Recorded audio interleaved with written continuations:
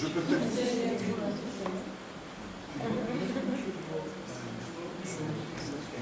Le micro s'est arrêté, mais je peux peut-être continuer quand même. Si vous parlez un peu plus fort, moi je vous entends. Oui, d'accord. Je vais quand même garder le micro, comme ça si ça remarche. Voilà. Hein. Donc, voilà, ça y est. On va remercier Saint-Blaise. C'est possible. Il possède aussi le don de parole. C'est un don de parole. Donc, je disais que Saint-Blaise était ici, à travers le roman de Rabelais, associé à un géant, un personnage donc qui est connu pour son appétit, avec tout ce qu'il peut y avoir de symbolique d'ailleurs dans cette dévoration, qui peut rappeler l'appétit des animaux, mais qui aussi a certainement un rapport avec la parole sacrée, puisque parler le langage des animaux, c'est détenir une sorte de privilège qui est partagé par beaucoup de personnages mythiques et prophétiques. La littérature médiévale, d'ailleurs, présente un exemple tout à fait remarquable,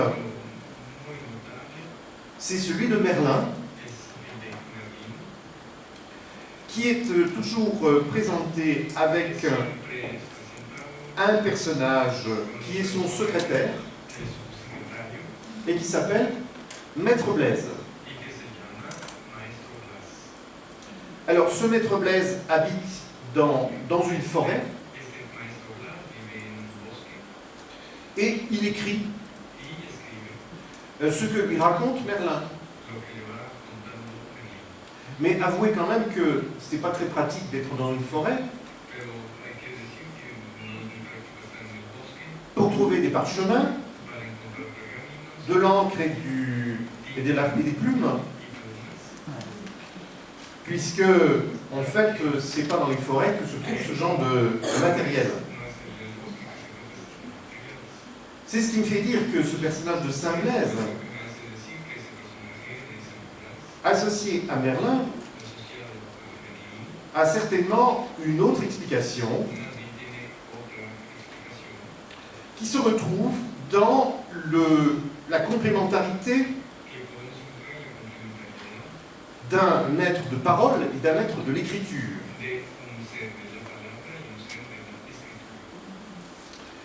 Et cette complémentarité est un peu la clé de la compréhension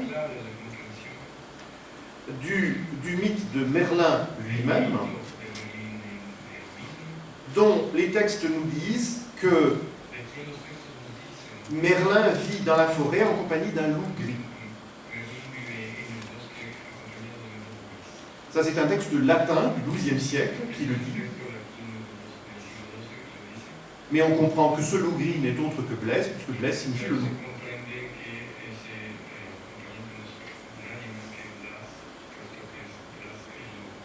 Et donc, on pourrait finalement conclure que la légende de Merlin et de Blaise réactualise dans la tradition littéraire de vieilles croyances pré-chrétiennes sur la parole sacrée d'un devin magicien initié à tous les secrets du monde et qui vit en compagnie d'animaux sacrés. C'est en effet, Merlin, je le rappelle, pour la signification du personnage dans la littérature de l'époque, c'est celui qui va annoncer toujours aux autres personnages qui va leur arriver. c'est toujours un prophète, un devin. Donc, hein, et en fait, il est astrologue. Alors, l'autre exemple que nous pouvons prendre également, c'est celui de saint François d'Assise, bien connu, qui lui aussi possède le pouvoir de communiquer avec les animaux. Il y a dans la légende de saint François, racontée dans les Fioretti, les petites fleurs, n'est-ce pas, de saint. C'est le texte qui raconte la légende de saint François. L'histoire d'un loup qui se trouvait à Gubbio, en Italie, et auquel saint François va pouvoir parler. Et donc il va se faire comprendre. Merlin et saint François, Blaise le loup et le loup de Gubbio, on est bien devant le même schéma. Et on comprend qu'il y a derrière ces récits une structure mythologique qui n'a rien de public, mais dont la lecture nous renvoie plutôt à la tradition d'Apollon, dieu de la poésie, de la parole sacrée, de la musique et de la divination. Apollon qui est toujours associé, parmi d'autres animaux d'ailleurs, au loup, un loup sacré. Il a d'ailleurs un surnom en grec qui souligne ce rapport au loup.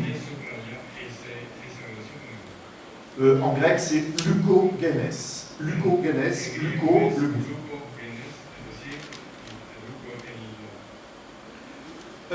Saint Blaise, saint François sont des saints chrétiens, bien évidemment, et la parole sacrée qu'ils vont incarner sera celle de l'Évangile. On voit alors comment le christianisme réintroduit ou transpose dans sa tradition toutes les croyances dans le pouvoir magique de la parole qui était la caractéristique des sociétés païennes, des cultures païennes. Donc, sur ces exemples précis, nous voyons comment cette mythologie chrétienne, qui a circulé parmi l'ensemble des peuples d'Europe, puisque les phénomènes se sont passés aussi bien en France, en Allemagne, en Espagne, en Italie, etc., cette mythologie chrétienne a utilisé des images, des motifs mythiques, voire des rites également, qui parlaient la langue élémentaire d'un sacré autant païen que chrétien.